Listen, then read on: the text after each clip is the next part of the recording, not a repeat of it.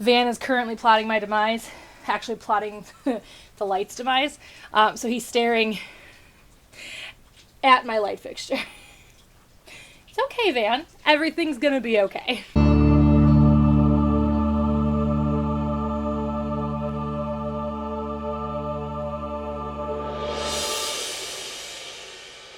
Hey guys, and welcome back to my channel. I am Britt, and if you haven't subscribed yet, you probably should because I talk about geeky things.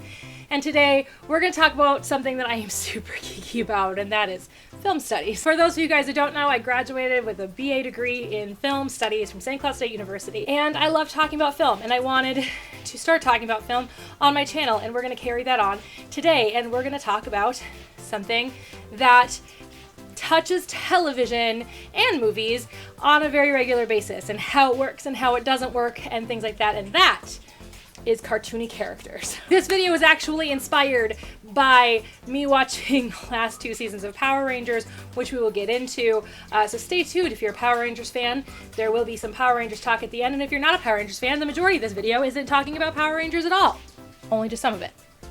Let's get started. So cartoony characters is a character archetype in which the character acts outside of the human normal. These characters pop up everywhere in popular culture, mostly on TV, mostly in shows that are meant for children or for families, and there is a difference, very big difference.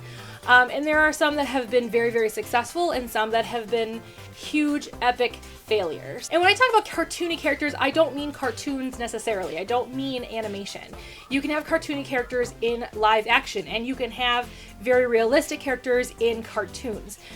Take something like The Lion King, for example. You can take each and every one of those characters, make them human, and it would still make sense.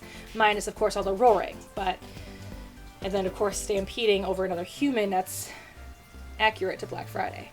Anyway, still, none of those characters are outwardly super cartoony, with the exception of maybe Timon and Pumbaa, but it's definitely easier to accept their cartoony nature, their cartoony archetypes, because they are not human. So it doesn't always mean animation, but there will certainly be cartoony characters in animation, and we're going to talk about those as well. One of the easiest ways to make cartoony characters work is making them a non-human in a human setting.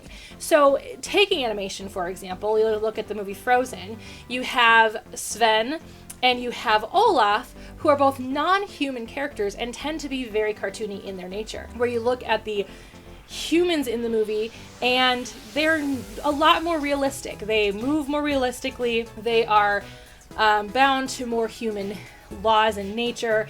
They get cold, they get hurt, they're scared of falling. Where you got Olaf, who literally gets impaled and he just goes, well, would you look at that? So that kind of mentality works within animation, taking a non-human character and putting it into a world of humans. But even if all of the characters are not human, you can certainly have a cartoony character exist in a world of cartoons. Another really great example, even though it's super realistic to real DMVs, the sloth at the DMV in Zootopia is a perfect example where all of the characters are animals, they're all non-human, and they're all taking on anthropomorphic capabilities, so in a way slightly cartoony in that regard, but by far the slowness of the sloth is definitely ridiculously cartoony, but it works for that type of movie. Moving on from animation and looking at more of that live action thing, it's a little harder to make non-human characters in a human setting, unless of course you're talking about things like Animorphs, where you have the character Axe, who is a very cartoony character. But why does that work? Because he certainly looks human for most of the series. It's because he's not. And we know as an audience member that he is not. And the characters look at him like he's ridiculous. All the different things he does are all silly and cute and childlike. And they're endeared by him, or they're freaked out by it, or they're like embarrassed by it. Either way, it works because Axe isn't in fact human. Axe is an Andalite. Axe is an alien. And even though you don't see his alien side very often, you know as an audience member that he is in fact an alien. So you still can do the non-human character in a human setting, even in a human body, and still make it work. You can also do, of course, now we've got more CGI opportunities and things like that, that we can make non-human characters even in television. But that's one of the easiest ways to make a cartoony character okay and make it work within the world that it exists. And most of those are going to be in a world where it's a human setting, where the majority of the characters are human. It's Earth. We have Earth lives, we have Earth experiences, and things like that. One of the other ways that you can do it, and this one of course was made famous by the character Steve Urkel, is make the character basically a walking cartoon. And by that I mean have them wear the same outfits all the time, have their outfits be colorful and just really stand out from all the other characters, have all the other characters in muted tones, where then this character will be in bright reds and yellows and pinks and blues and purples, where then you have, again, like I said, the other characters in more muted tones. They'll still have all those same colors because you don't want to clash with the other characters, but you can see that there's a stark difference between the two sets of characters. But the actor will be told to overact, specifically make huge body movements, make really big gestures, talk a little bit louder than all the other characters, all the other actors on the show or in the movie. And even though they're completely human, they still have to act like they're not human, if that makes sense. Because they're literally a walking, living cartoon. And that's essentially what Steve Urkel was meant to be. Actually, Steve Urkel wasn't even meant to be much of a character, but that's a whole different story about family matters. But yeah, I mean, so those are the easiest ways to make cartoony characters work in television and in movies. But like I said, in most often cases, this is a big time television thing. Now let's talk about the times where it doesn't work, which is a lot more often than I would like to admit. The biggest gripe I have here is the second thing we talked about. I mean, because if you make a non-human and you make them too realistic, it's not a big problem. But if you make them too cartoony, it's not a problem. So that one is such an easy one to make work, regardless of how you want to approach it. But that second one, this is where a lot of people make mistakes. If you do not make the character stand out from the other characters, whether it's in dress, whether it's in really anything other than just the way that the character acts, make it be their hair, make it be their clothing, make it be everything else about them.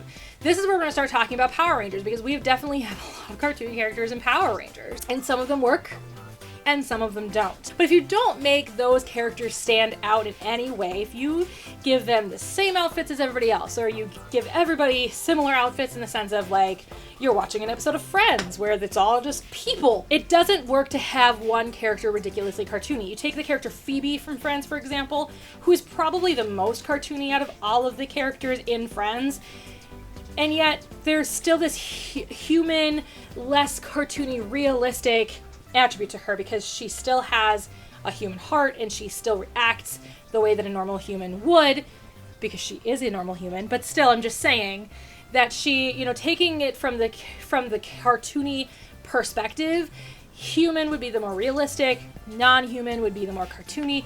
But she, even though has a very cartoony attitude, very cartoony act, it doesn't showcase as a very cartoony character. She still showcases as a realistic character with some cartoony attributes. But still, if you look at Friends, you have all these people who basically just kind of blend in with one another. But you take something like Power Rangers, where you're going to have cartoony characters with non-cartoony characters, because generally speaking, the Power Rangers are not super cartoony. They'll have cartoony moments, sure, they'll have humor moments, of course. But for the most part, the Power Rangers are not super cartoony characters. It's the surrounding characters around them that are generally the more cartoony. You take like Bulk and Skull, for example. Bulk and Skull worked mostly because Jason Narvey and Paul Schreier are comic geniuses. But that's besides the point. It worked because they looked so different than the other characters in the show. They had crazy outfits in the first couple of seasons when we were establishing that they were the cartoony characters. And even when they became part of the police force, their cartoony natures slowed down. When they got to be more of that civilian in space again, and they got to wear their old outfits again, they became that really big cartoony character again. And it worked really, really well. Another good example, and I'm only just really mentioning this because it's on top of my mind right now because I just finished watching Ninja Storm, is Capri and Mara from Ninja Storm. You look at those characters and they're ridiculously cartoony until the end, but that's a whole different thing. I'm not going to spoil the end of Ninja Storm. okay, but they're incredibly cartoony characters. But why does it work?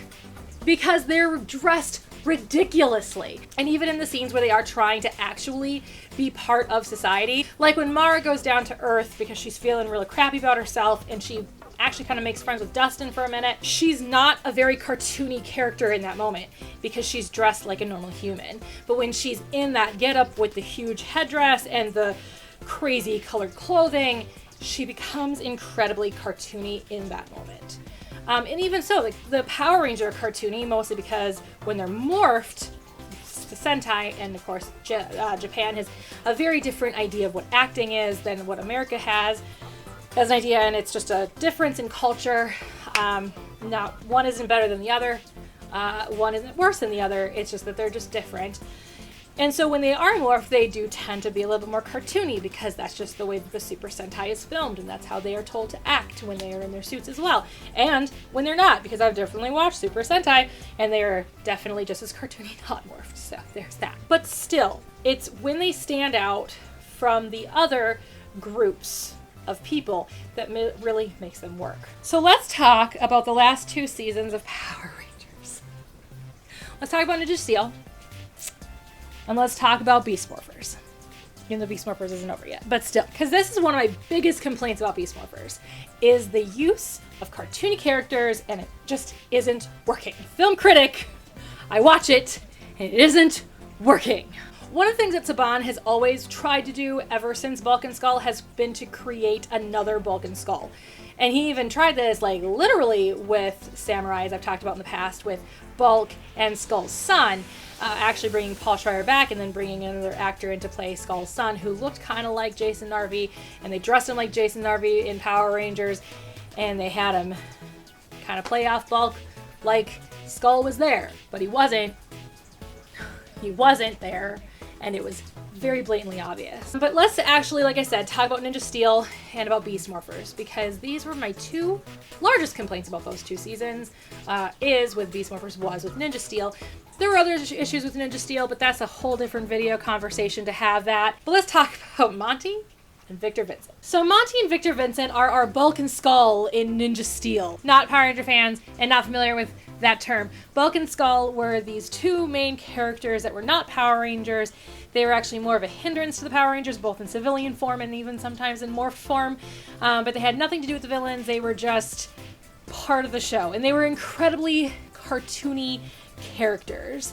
And they were done very, very well, like I talked about a little bit earlier. And this is not any indication of how good or bad the actors are, because I can usually tell when an actor is good or an actor is bad regardless of them overacting or anything like that. Now, the reason why these guys didn't really work was because there was nothing that really set them apart from the other characters, minus Monty's massive glasses on his face, which actually fit his face very, very well. So if you guys are not familiar with who those characters are, they are just other students in the school, and Victor is this like big time jock, and he wants to win his 50th, I think, trophy, if I remember correctly, his 50th trophy, and that is his entire drive. That and fame are his only drives within the course of the show. And now this isn't necessarily a bad thing, except for just the concept of all of these episodes, and he is always failing and always having to lie, cheat, and steal to get this 50th trophy, and he keeps getting caught. So I don't know how he got 49, but this is not a rant out of love on Ninja Steel. And then Monty is his kind of little sidekick. So Victor Vincent would be the Bulk, and Monty would be the Skull, because there's always the Bulk and there's always the Skull. Bulk being the one with at least a tiny bit more brain. But the one that is always hatching the harebrained schemes, and then there's the sidekick, who's the Skull, who just goes along with it. And the thing that really made Bulk and Skull work were there were still moments in which they had real moments. Like when Skull was discovered to be this amazing pianist, and he was afraid of Bulk ever finding out because Bulk would just make fun of him. But when Bulk finds out, he's so happy for his friend. This is why Bulk and Skull worked so well, aside from the fact that they were always just dressed very crazy. when they were civilians, but they were actually given some depth. These other Bulk and Skull characters that Neo Saban has ever done, they've never been given any real depth. And now I can't really speak for Beast Morphers yet because we've only seen so many episodes and there's still so many left to go. And like I said, none of this has anything to do with whether or not these actors are good or bad. It's just the execution of these characters is really, really poor. And most of that has to do with the writing. A lot of that has to do with the execution of the show itself. A lot of that has to do with the set design and the costuming and everything like that. And I've talked about Betty and Ben in a previous video when I talked about my first impressions of Beast Morphers, but it hasn't gotten any better. Those characters are in a uniform that is used throughout the course of the show with other characters. Now that's a big problem because if you're going to have really cartoony characters, they need to have something to make them stand out. And nothing makes them stand out as far as character work is concerned. I'm not talking again about them as actors. I'm sure they're fine actors. Like I said, I can usually tell when they're a good actor versus a bad actor, and I don't think they're bad actors. I'd like to see them act in a more serious tonality so that I'm seeing them outside of the cartoony, out of that campy kind of kids programming. Their characters don't really work very well. And only just because, again, there's nothing about them that makes them stand out from the crowd. They're not really, I mean, they're wearing the same thing all the time, but it's not crazy colors. And same thing with Monty and Victor Vincent. Sure, they wear very similar things all the time. Monty being the stereotypical, like, nerd looking dude. And then and then Victor Vincent being the very stereotypical jock with the Letterman's jacket. But that doesn't indicate cartoony to me. And it just doesn't work. And I've had a lot of people complain. I've heard a lot of people complain about the same kind of concept. So it just is. Yes, it's opinion, and I'm sure there are some people who love those characters, but at the end of the day, looking at it from a film criticism point of view, it just doesn't work. So let me know in the comments below some cartoony characters that you guys feel like worked in shows and movies that you guys liked, and some cartoony characters that didn't work in some shows and cartoons that in some shows or movies that you liked. So let me know in the comments below those things, and I will see you all next time. Bye!